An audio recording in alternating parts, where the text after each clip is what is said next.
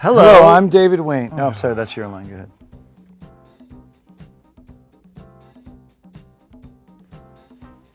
You're upset. I'm not going to do it. Do it. You're David Wain. You just say, hello, I'm David Wain. Hello, I'm David Wain. And I'm Ken Marino. The Alamo Drafthouse invited us to talk about some of the films that inspired us in general in advance of our brand new movie, GAIL Daughtry and the Celebrity Sex Pass. So we're going to do that. Let's talk about it.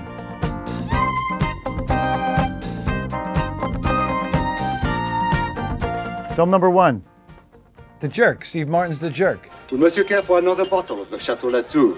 Yes, but no more 1966. Let's splurge. Bring us some fresh wine, the freshest you've got.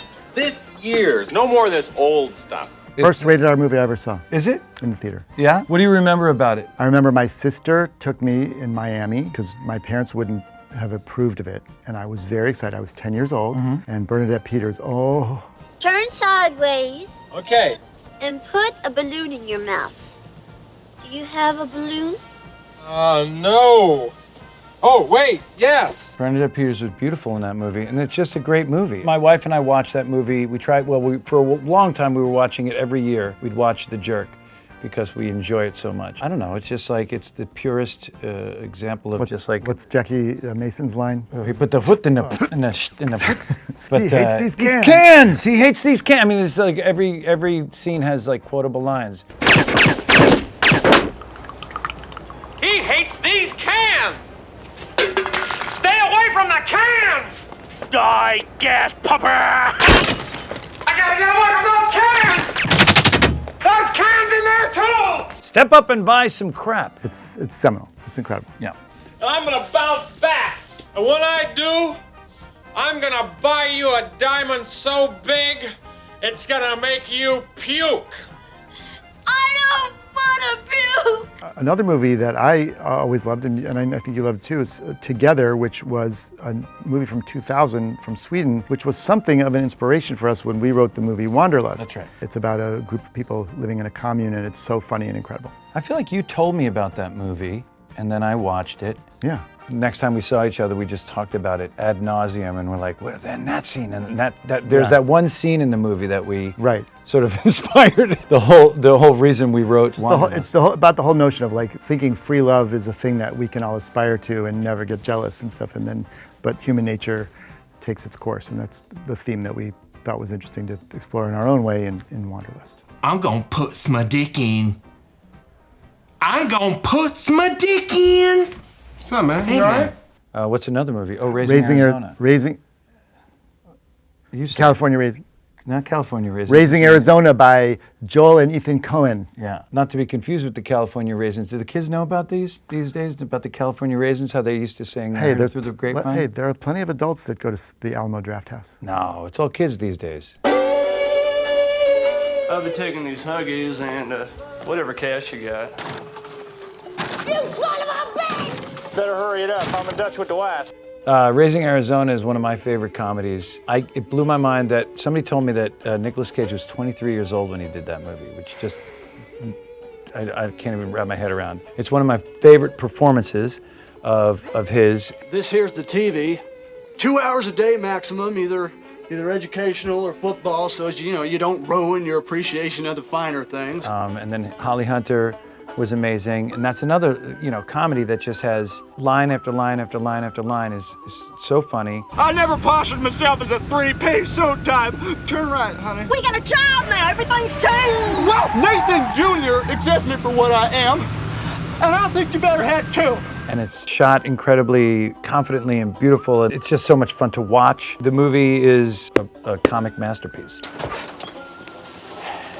Son, you got a panty on your head. When I was a teenager, I guess 1989, how old was I? Yeah, when I was a teenager. You're asking me? I went to the theater and I saw Sex, Lies, and Videotape. And to me, this was a mind-blowing, mind-opening experience to see what a small indie film could do and be so powerful and be so different from the norm. I remember reading somewhere that men learn to love the person that they're attracted to, and that women become more and more attracted to the person that they love.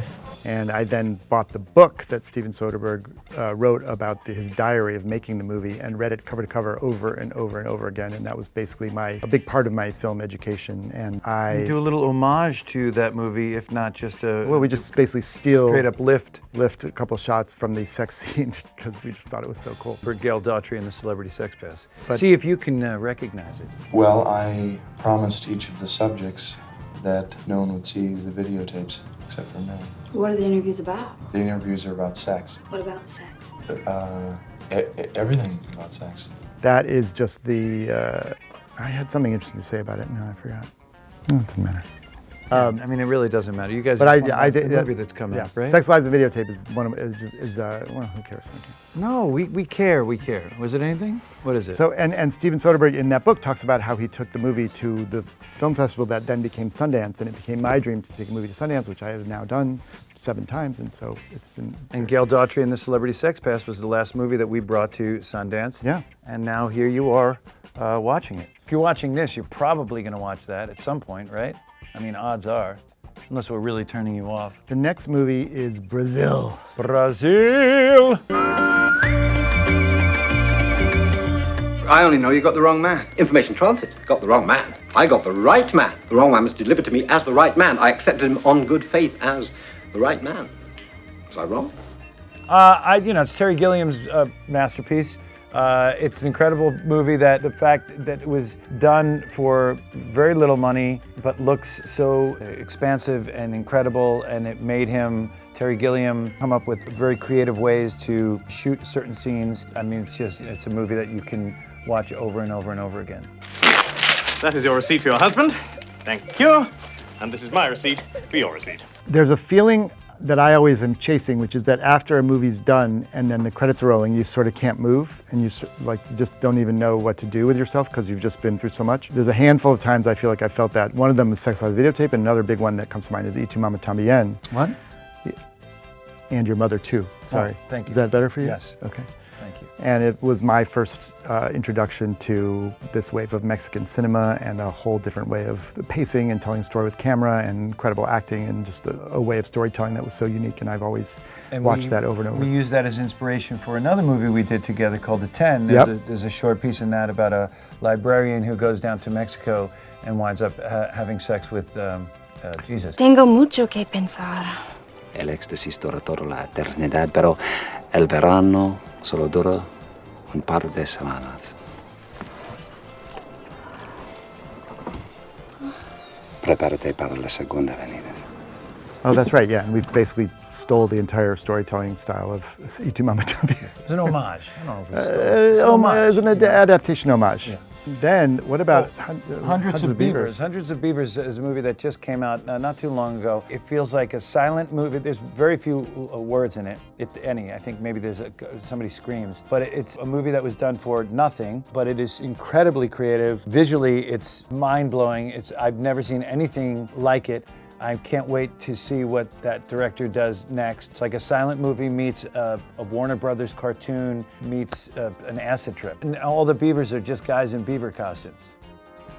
Well, I mean, what? But I can't explain it. Is this Just about go John? watch it. Is it John Cafferty and the Beaver Brown Band? No, it has nothing to do with John Cafferty and the Beaver Brown Band. Does it have to do with John Cafferty at all? No, I don't think Cafferty has any affiliation to the Hundreds of Beavers. What about the Beaver Brown Band? What about They might have something. What about Huey Lewis and the News? Yes, well, they're the filmmakers. The next movie. When does the new News album drop? Oh God, I go to the record store every week or so and ask if it's in. Yeah. What? Tower Records? Tower Records. Hey, another choice we have, which is not unique certainly, but it's The Graduate, which is kind of the ultimate gem of a film. I mean, every frame kind of a piece of art.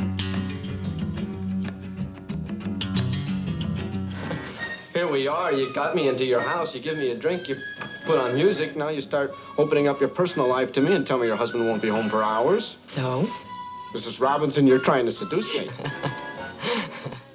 Scenes and lines and choices in that movie come to mind daily whenever you're trying to make something. Like, how do they do that in The Graduate? How come it's never been even close to matched? It's just like the perfect film. If you haven't seen it, you're crazy, go see it. And great soundtrack, Guyman and Sarfunkel. And here's to you, Mrs. Robinson. Tell me about Kung Fu Hustle. Kung Fu Hustle, another movie that is sort of like a cartoon meets this sort of goes from nothing to being like the most powerful. God, I don't know what to say about Kung Fu Hustle. I love Kung Fu Hustle. What about the part where he's like, "Are you trying to seduce me, Mrs. Robinson?" No, that's not Kung Fu Hustle. All right, well, let's start. You'll cut this up, right? Okay, so Kung Fu Hustle is a movie that I knew nothing about, and I went to see it with Joe Latrulio in the theaters.